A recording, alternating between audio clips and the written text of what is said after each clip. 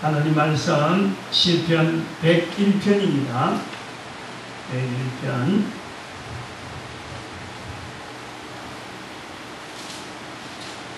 시편 101편 1절에서 끝절까지 말씀 돌아갑니다.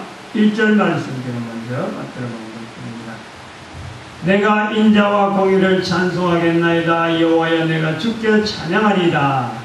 내가 완전한 길에 주의하오리니 주께서 언제나 내게 임하시겠나이까. 내가 완전한 마음으로 내 집안에서 행하리이다. 나는 필요한 것을 내 눈에 두려지 아니할 것이요 배도자의 행위를 미워하니 이것이 내게 붙잡지 아니하리이다. 사특한 마음이 있어 내게서 떠날 것이니 악한 일을 내가 알지만 아니하리로다. 그 이웃을 거역하는 자를 내가 멸할 것이요 눈이 높고 마음이 교만한 자를 내가 용납지 아니하리로다. 내 눈이 이 땅에 충성된 자를 살펴 나와 함께 거하게 하리니 완전한 길에 행하는 자가 나를 수종하리로다. 거짓 행하는 자가 내 집안에 거하지 못하며 거짓말하는 자가 내 목전에 서지 못하리로다. 아침마다 내가 이 땅의 모든 악인을 멸하리니 죄악 행하는 자는 여호와의 성에서 다 끊어지리로다. 아멘. 시편 101편은 다윗의 시라 되어 있는데, 이 다윗의 시가 이 선포되어지는 어떤 환경, 이 101편이 언제 그 이스라엘 백성들 앞에서 선포가 되어지는가. 다윗의 시입니다만은 여러 사람 앞에서 이게 선포되어지는 시로 그렇게 표현되고 있습니다.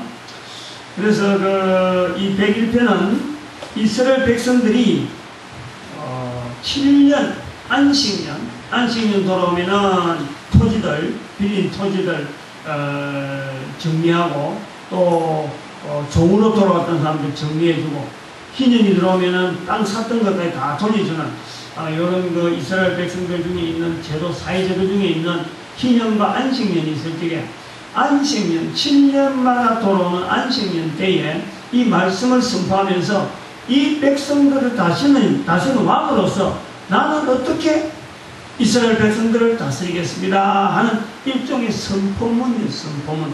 우리가 말하면 사도신경과 같은 왕으로서 백성들 앞에 나는 어떻게 해서 이 백성들을 통치하겠나이다 하나님 앞에 고백하는 것입니다. 이스라엘 우리 미국 같은 나라에서 성경에다 손을 얹고 대통령 선서식을 하잖아요.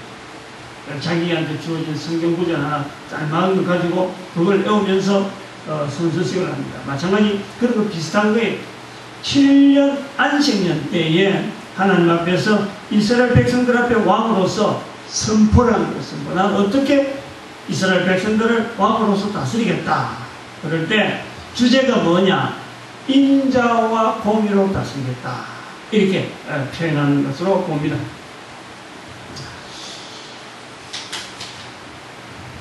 인자와 공의, 인자와 공의, 우리가 다른 말로 하면 이제 사랑과 정의, 사랑과 공의, 사랑과 정의 그렇게 할 수 있는데, 어찌 보면 말이죠, 이 정의라고 하는 것은 어떤 공평하는 겁니다. 공평. 사랑이라는 것은 어떤 품는 그 마음을, 인자라는 것은 어떤 보는 눈을 부모가 자녀를 보는 눈으로 바라보는 거예요. 그게 우리가 사람끼리의 사랑을 나타내고 사람끼리의 인자를 나타낼 때에 최선의 어떤 표현이라고 볼 수 있죠. 부모가 자녀를 바라보는 눈길, 그것이 인자한 눈길로 하는데, 하나님은 늘 우리를 그렇게 보고 있고 우리를 다스리고 있다. 그래서 나도 이스라엘 백성들 왕으로서 이렇게 다스리겠다 하는 뜻이 되면, 공의라는 것은 뭐냐? 공의라는 것은 10손가락 깨물어서 안 아픈 아이가 없듯이 부모의 마음에서 어떤 애들은 좀 지질이 못나게 보이는 있고 항상 뒤처지 보이고 어떤 애들은 앞서는 사람들이 있거든요. 그런데 백성들을 바라볼 때 열심히 참 충실하게 잘하는 사람이 있는가 하면 항상 게을러, 항상 뒤처져. 아무리 사회에서 정책을 잘 다스려도 늘 조금만 지나면 또 막 기자리에 들어가고 또 헛전질하는 그런 사람들, 소위 말하면 감옥소를 자기 집대로 들락들락 하는 사람이 있는가 하면 대통령 근처에서 늘 대통령을 보좌하는 이런 차별이 있는 백성들의 사이에서 동일하게 보겠다. 동일하게. 백성이라고 하는 그것 때문에 옆에서 있는 적그이나 저 바닥에서 헤매는 자나 똑같은 눈으로 보겠다. 이것이 인자. 하나님 앞에서의 백성을 바라볼 때 자녀를 바라보는 마음으로 보겠다. 그러면 차별 없이 똑같이 공의로 보겠다. 이것이 사랑과 인자와 공의입니다. 인자와 공의.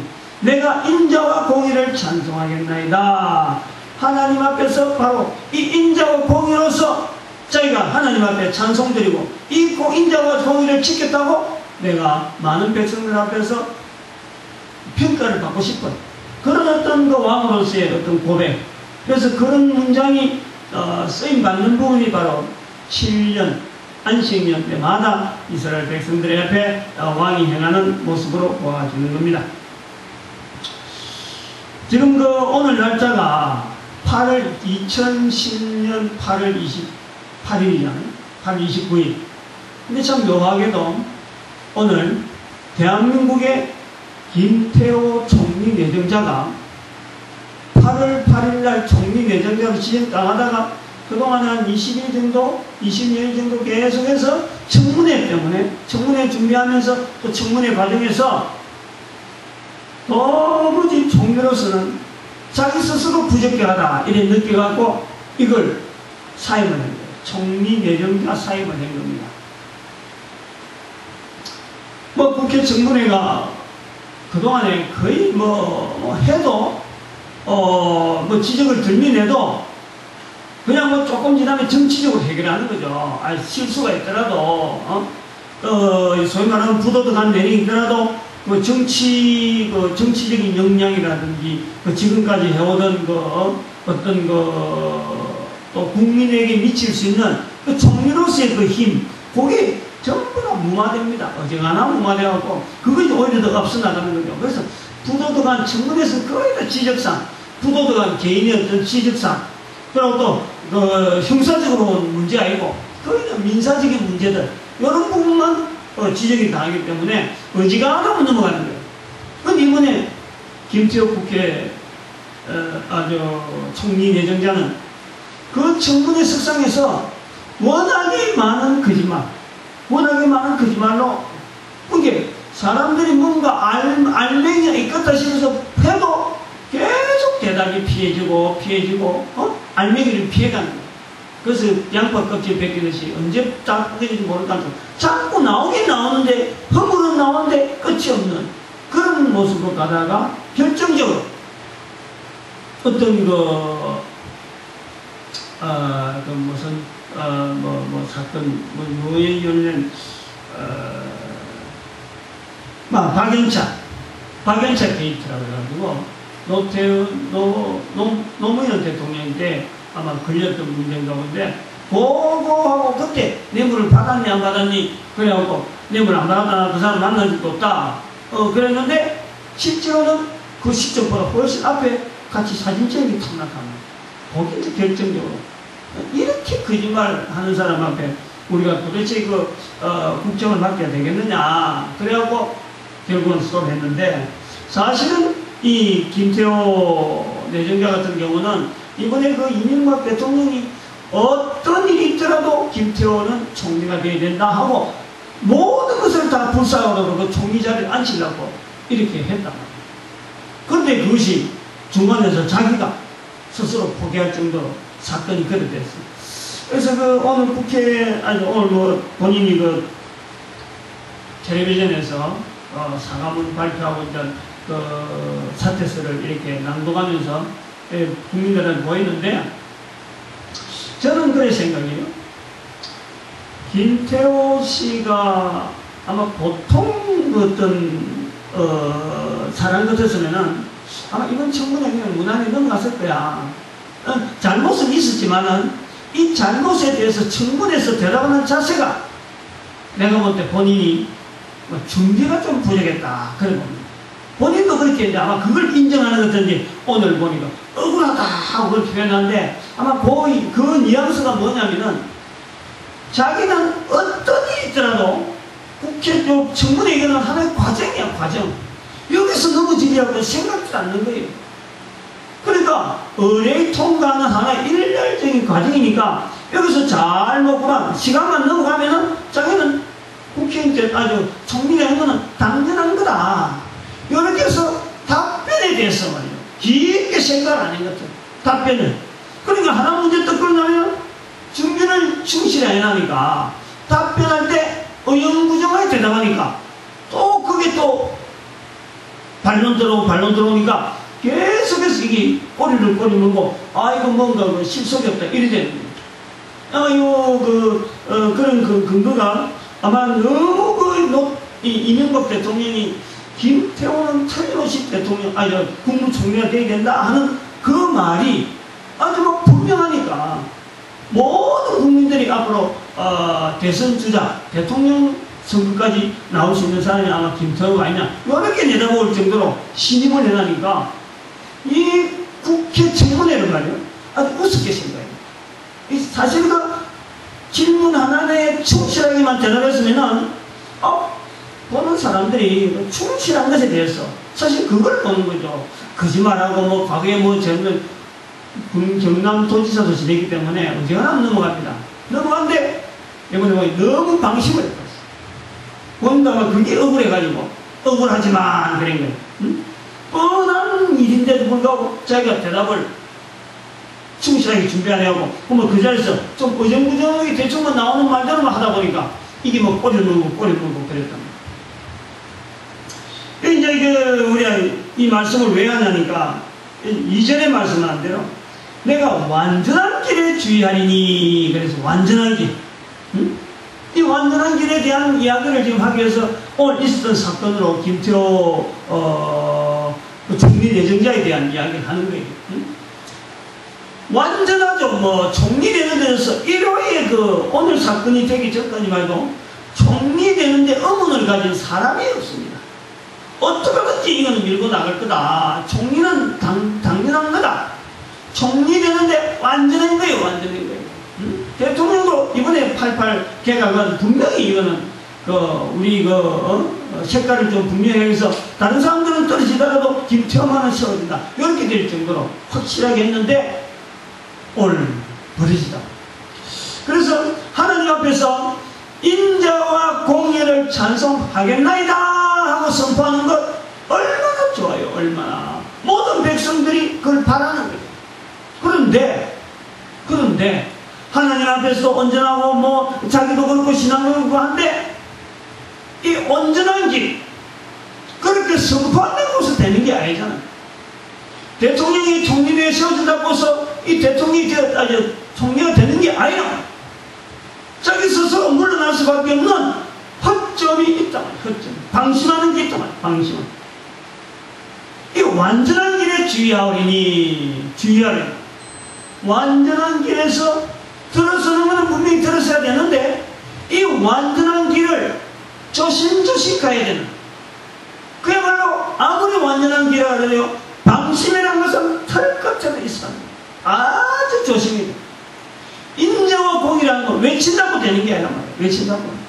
그것이 완전하다 그러면 그 길을 가야 되는데 거기에서는요 주의해야 돼요. 주의. 얼마나 살벌한 거예요. 얼마나. 아주 뭐 양쪽에 말에 칼을 막 내주고 창을 내주고 조금만 해도 막 찌르는 그런 험로한 길이 바로 이 인자와 공의를 행하는 길이에요. 그것이 바로 완전한 길인데 거기에서는 주의하지 않을 수가 없는 거예요. 주의하지 않을 수가 없단 말이에요. 대통령이 총리를 세울 수 있는 이 막강한 공력을 가지고 있는 이 대통령에게도 세웠는데도 안 되는 것이 있잖아요. 세웠는데 안 되는 거예요.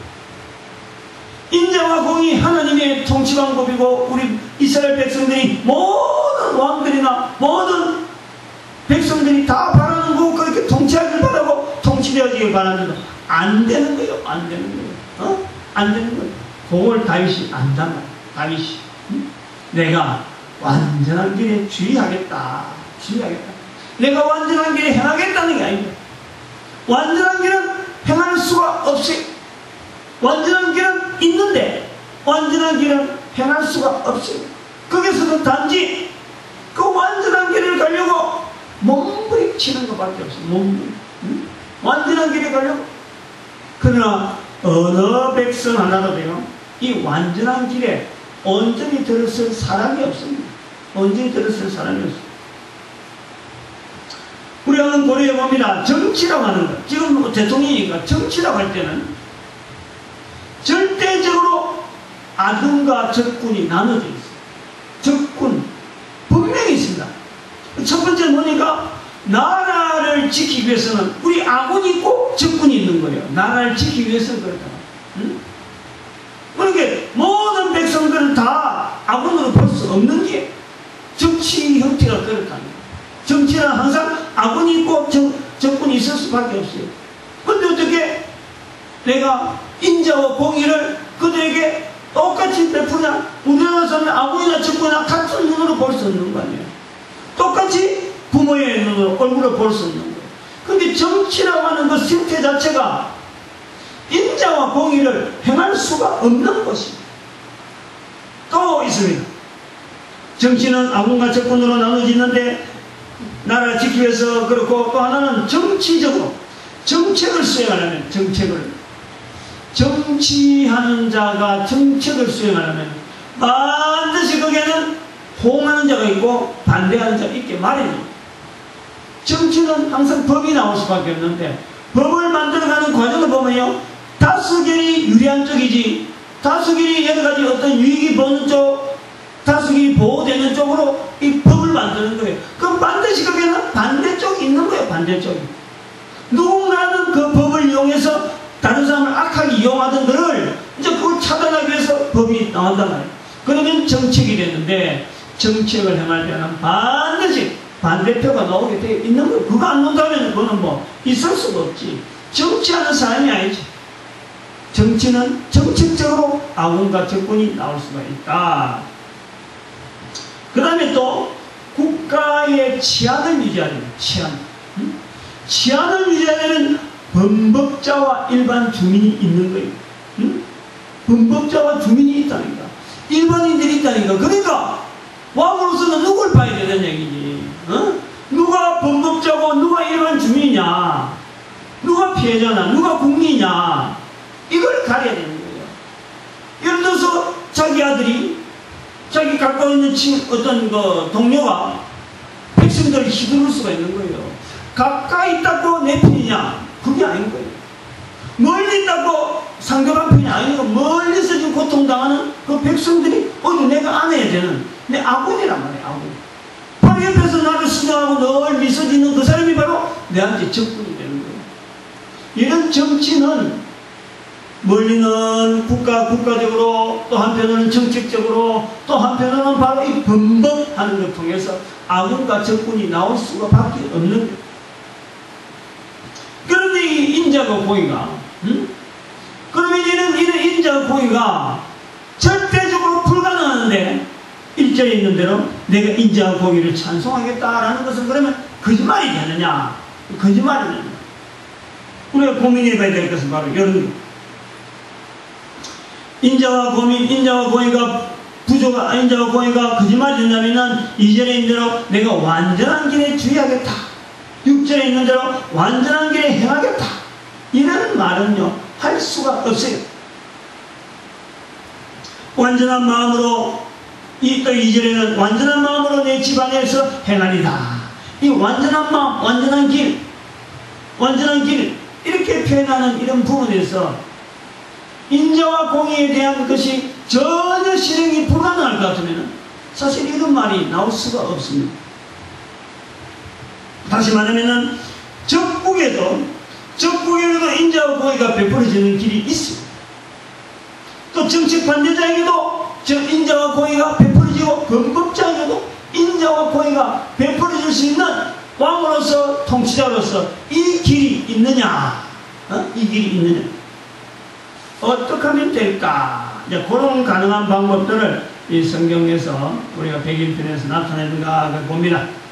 먼저 그 가능한 방법으로서 정치하는 자가 반드시 인자와 공의를 행해야 되는데, 정치하는 자는 반드시 아군이 그 적군이 있을 수밖에 없는데 인자와 공의는 올바로 시행될 수 없다. 그런 걸 하고 그 올바로 시행될 수 있는 완전한 길이라고 한다면은 그 완전한 길을 행할 수 있는 하나의 요령 같은 길이 뭘까? 적군을 두고 있으면서 또 내 정책에 반대하는 자, 미운 자가 보기도 있고 범법자가 있는데 어떻게 하면 나는 인자와 공의를 행하는 완전한 길을 행하는 하나님을 믿는 자라고 할까 하는 것이 이 시편 101편에서 나타나는 하나의 어떤 요령이고 실말이라고 봅니다. 첫 번째 보면은 여호와 하나님을 앞세우자. 1절에 보니까 여호와여 내가 주께 찬양하니이다. 여호와를 찾는다는 거예요. 하나님을 찾는다는 거예요. 하나님을 찾는다. 다시 말하면 이것은 아군에게도 하나님이고 적군에게도 하나님입니다.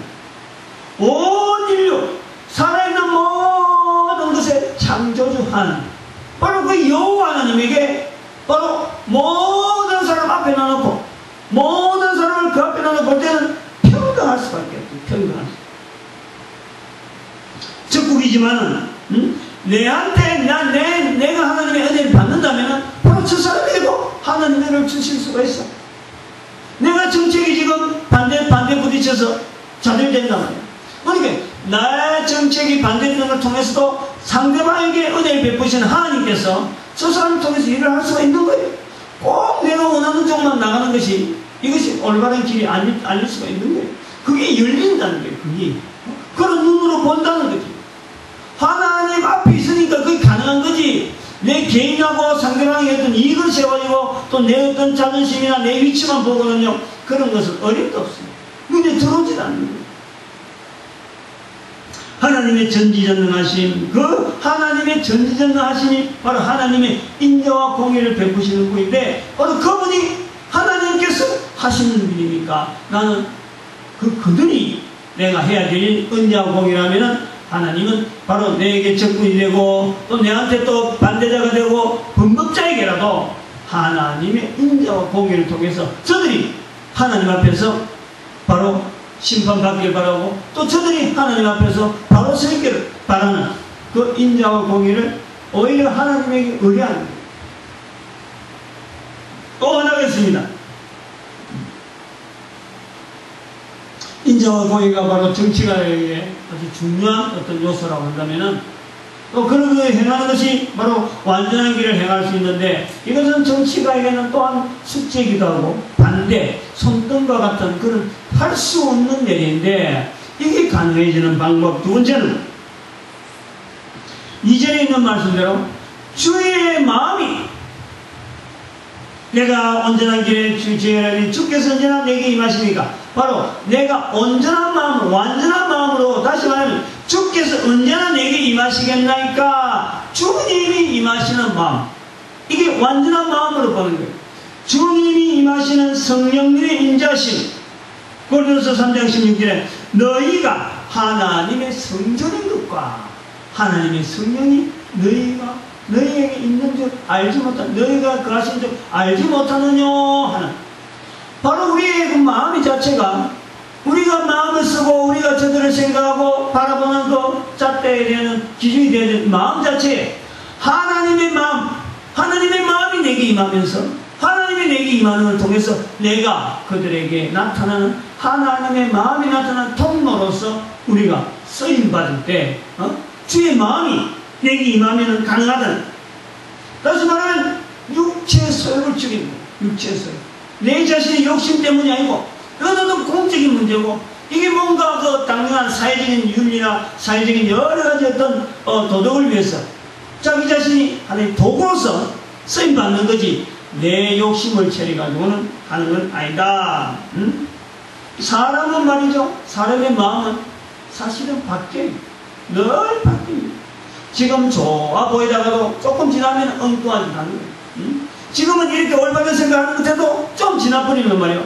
전혀 다른 모습으로서 우리가 뚝 나타나는 거예요. 그걸 내 스스로가 아는 거예요. 내 스스로. 그걸 비교해서 하나님의 마음 주께서 언제 내게 임하시나이까 주님이 임하시는 성령님이 임하시는 성령님 하나님의 마음이 내게 나타나라. 그래서 주의 마음이 내게 임하면 바로 그것이 인자와 공의 미처 보지 못했던 미처 알지 못했던 사람의 마음 가지고 도무지 판단하지 못했던 바로 그런 상황이 상대방을 통해서 나를 괴롭히는 사람을 통해서 또 내가 가까이 있는 사람이 있는 상대도 또 변질되어 가지고 나를 하여금 등을 치는 내게 뭐 참 칼을 내미는 그런 사람일지라도 바로 내가 그를 바라보는 자세가 내 개인의 어떤 소욕이 아니고 하나님이 함께 하시는 하나님의 마음으로 바라봐야 되겠다. 성령님이 함께 하시는 마음으로 바라봐야 되겠다. 성령님의 도우심을 기다려야 되겠다라고 하는 자세가 되어질 때 그건 가능하다. 그러니 세 번째 우리가 또 생각할 수 있는 주의 인자를 내가 하나님의 인자와 공의를 찬송합니다. 그래서 완전한 길에 내가 나아가겠는데 주의해야 되겠는데 올바르지 못한 인간이 과연 이 길을 가능할까? 가능할 수 있는 길. 그럼 전혀 불가능한 것 같으면 우리가 오히려 성경 자체가 거짓이 되고 이런 게 우리한테 제한될 수가 없는 거예요. 이 가능한 길이 뭔가? 세 번째는 너희는 먼저 그의 나라와 그의 의를 구하라. 6장 33절. 마태복음 6장 33절 말이죠. 6장 33절에 그래서 너희는 그의 나라와 그의 의를 구하라. 아까도 말씀했지만 내가 완전한 마음으로 내 집안에서 행하리다. 이절에 말씀하시는 내가 완전한 마음으로 내 집안에서 행하리다 하는 이 순서 완전한 마음이라 하는 그 표현 속에 순서를 어디다 정할 것이냐. 먼저 그의 나라와 그의 의를 향해서 나아가는 아까 두 번째 이야기하고 거의 비슷합니다만 아까 그때는 내 주하나님께 주시는 마음으로 내가 하겠다. 그래서 그런 마음이 있을 적에 내가 바라볼 수 있는 일 처리의 과정에서는 먼저 그의 나라와 그의 의를 바라볼 수 있는 그런 자세로 우리가 백성들을 치료하고 인자와 공의를 베풀어 갈 수 있다라고 보는 거예요. 먼저 할 순서, 먼저 해야 될 일, 이런 걸 말이요. 내 욕심이 아니고, 내 욕심이 아닌 바로 하나님의 인자와 공의를 본받아서 순서를 정해서 해야 된다라는 겁니다. 그의 나라와 그의 의입니다. 그의 나라와 그의 의를 먼저 구하겠다. 그럴 적에 실제로 인간을 향한 그의 나라와 그의 의는 뭐냐? 인간을 향한 왕으로서 바라보는 그의 나라와 그의 의가 뭐냐? 왕으로서 바라보는 인자와 공의의 근본적인 내용이 뭐냐? 영혼구원이에요. 영혼구원이야. 육신의 껍데기만 입고 우리가 끝나는 것들은 그게 통치하는데 이 땅에서요 잘 통치하고 그럴 필요가 없어요. 나는 죽고 저도 죽고 많은데 뭘 놓고 내가 말이야 저 사람들한테 인자와 공의를 베풀을 수 있어. 그러나 바로 하나님의 인자와 공의를 볼 때요 인자와 공의를 베푼다는 것 자체는 저 영혼이 하나님 앞에 영원히 사는 존재라는 것 자체예요. 그 근거를 두고 보지 않으면 안 되는 거예요. 영원히 사는 것이 바로 인간의 존재입니다. 그래서 인간에게는 인자와 공의로 다스릴 필요가 있는 거예요. 거기서 그의 나라와 그의 의가 나오는 겁니다. 그의 나라와 그의 의를 통해서 다스려야 될 이유가 뭐냐? 영원히 사는 존재. 그 영원히 사는 존재로서의 그 영혼구원에 대한 그 소망, 그것이 먼저 그의 나라와 그의 의를 구하는 자세가 바로 완전한 마음이 들어있는 자세로서 아까는 성령님이 의존하는 것으로서 두 번째는 끝나지만 바로 그 세 번째에 나오는 먼저라고 하는 순서 속에서 왜 이 먼저가 들어가느냐? 영혼구원이라고 하는 이 아주 막강한 그 시점이 우리가 통치되어지고 통치하는 그 과정에서 인간적으로 만난 이 과정에서 이루어지는 거예요. 이 시점 끝나고 나면은 서로 관계가 전혀 없는 영원한 세계 되는데 이 짧은 인생의 통치되는 통치받고 통치받는 통치받고 통치하는 이 시간의 짧은 세월 속에 바로 우리의 만남이 영혼구원하고 관계돼요. 영혼구원. 그래서 먼저 그의 나라와 그의 의를 구할 수밖에 없는 바로 절대절명의 찰나적인 순간이 바로 지금 왕으로서 백성으로서의 만남의 시간입니다. 우리는 이런 말씀을 좀 보면서, 우리가 완전한 길을 행한다. 완전한 길을 행한다. 완전이라는 것이 우리 인간 세상에서 어떤 걸 비교할 수 있겠느냐. 완전한 것. 인간 세상에서 완전이라는 건요, 사실 우리가 얼마든지 누릴 수도 있는 건데, 이걸 입에다 안 댔어. 얼마든지 우리는 완전한 길에 들어설 수가 있어요. 얼마든지. 어떤 일을 하더라도 우리는 완전한 길에 들어설 수가 있습니다. 그것이 뭐냐니까 바로 천국이라고 하는 우리 인생에 있어서 가장 완벽한 표현. 인생길에서 천국길로 되어있다. 우리의 걸음이 천국길하고 연결되어 있다. 그것이 바로 인생이 걸어갈 수 있는 완전한 길이에요. 완전한. 천국길이 없으면 영혼구원에 대한 막연합니다. 뭘 영혼구원이 도대체 뭐냐 말이야. 도대체 영혼은 뭐면 먼저 그의 나라와 그의 의가 뭐냐. 이렇게 따지고 들면요, 이게 막연한 거예요. 막연한 거예요. 그냥 듣기 좋은 소리를 막 하지만 그런 분명하고 확실한 실체가 천국이라는 것이 있다. 그래서 천국길에 걷는 것이요, 인간으로서 완전한 길입니다. 천국길. 그것이 바로 내 영혼이 구원받는 길이요, 또 예수 그리스도 안에서 죄 용서받는 그야말로 인생길에 있어서 이것처럼 완벽한 길이 없는 거예요. 그래서 예수님께서 이 땅에 오셔서 회개하라, 천국이 가까워 왔느니라. 완전한 길에 대한 결함을 예수님께서 우리에게 보여주시는데, 그 표현이 천국입니다. 천국. 올여경을 2절에도 표현하면 완전한 길에 주의하고 있다. 거꾸로 이제 이렇게 보면 바로 완전한 길이 바로 천국이에요. 천국. 또 6절에도 완전한 길에 행하는 자를 내가 수종하리라. 천국 가는 길에 들을 수 있는 자를 내가 받들겠다. 그래서 요 완전한 길에서 그 길 행하는 자는 7절에 있는 대로 그 길 행하는 자, 내 집안에 거하지 못하고 거짓말하는 자, 천국 길에 없다고 하는 이 완전한 길에서 거짓말하는 자, 이런 자들 내 목전에서 다 제하겠다. 그리고 8절에는 아침마다 내가 이 땅의 모든 악인을 멸하리니. 좀 생각하면 이상합니다. 멸한다 하면 뭔 죽인다 하는 말이거든요. 그걸 말이요. 악인을 멸한다 하니까 분명히 자기하고 반대되는 어떤 자들, 원수 같은 자들을 멸한다 하는 건데, 그럼 죽인다는 건데, 이게 아침마다 행한다. 이거는요, 사람 죽이는 것이 아니죠. 응? 사람 죽이는 것이 아닙니다.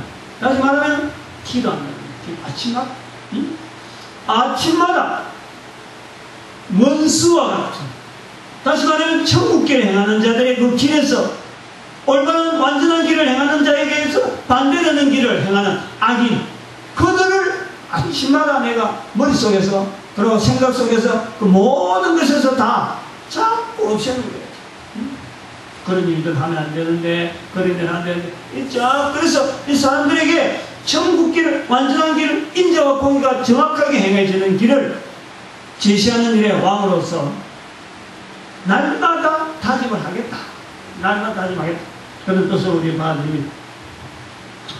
시편 101편을 통해서 왕이 7년마다 행하는 하나의 선포식과 같은 말씀을 통해서 우리는 이 왕으로서의 백성들에게 약속하는 이런 완전한 길 자체가 사실은 얼마나 큰 고통과 어려운, 어쩌면 몸부림치는 그런 어떤 하나의 결실로서 나올 수 있다고 한다면, 우리에게 준 모든 인생들에게 주어진, 왕이 아니라도 누구에게 주어지는 이 완전한 길은 바로 천국길인데, 천국길도 결코 만만하게 얼마든지 편안하게 들어서는 건 아닙니다.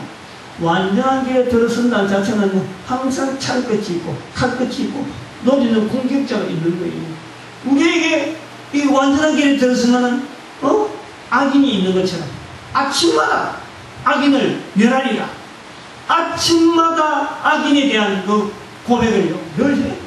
왜냐하면 우리의 적군, 우리의 원수는 우리를 삼키려고 무는 사자와 달려드는, 우리에게 천국길에 들어서는 우리를 넘어뜨리려 하는 그 악한 사탄은 무는 사자와 주리를 향해서 달려드는데, 우리가 그냥 평안하게 너트나무 밑에서 뭐 여름에 부채질하는 그런 거 갖고는 어린 거.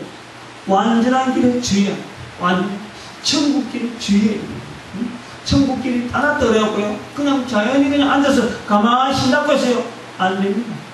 대통령이 완벽하게 주겠다 하는 그 총리도 안 될 수가 있는 거예요. 안 될 수가 있는 거예요. 하나님께서 완전히 만들어낸 이 천국길, 이것은 내가 방심해버리면 안 되는 거예요. 방심은. 왜냐면 원수가 있는데, 원수에 대한 생각을, 원수에 대한 고려를 아침마다 해요. 아침마다 우리는 그 원수에 대한 접근을 늘 점검하고 거기에서 멀어질 거예요. 내게 가까이 오지 않도록 내가 늘 경성해요. 또 내 주변에는 항상 이 천국길에 들어가는 사람을 내 수중에 들어요. 늘 그런 사람들 자꾸 만나서 근거해줘요.